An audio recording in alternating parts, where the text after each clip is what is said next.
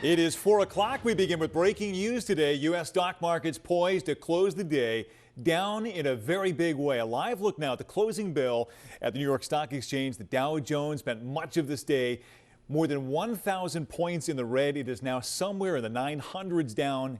Investors reacting to President Donald Trump's tariff wars and recent comments throwing more uncertainty into the economy.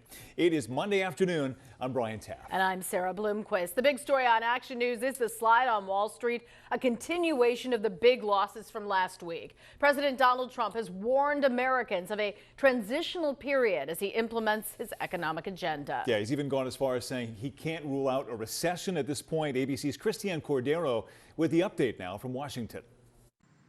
President Trump has called tariffs one of his favorite words, but today even the threat of them being imposed is sending uncertainty to the stock market and store checkout lines. Trump's hesitant to rule out a recession this year, asking Americans to be patient.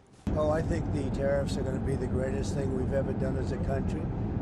It's going to make our country rich again. The president imposed then paused a 25% tariff on goods from Canada and Mexico last week. He now vows a 25% tariff will kick in on Wednesday against all foreign steel and aluminum. He has also promised reciprocal tariffs on countries who retaliate with tariffs of their own. The European Union has been in conversations with the U.S. to try to avert tariffs. Its commissioner claims U.S. officials aren't as interested.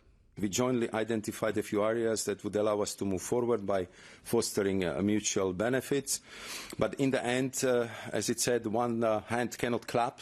And Canada, which just elected its new prime minister, has enacted $30 billion of retaliatory tariffs on American imports, including orange juice, peanut butter, and appliances.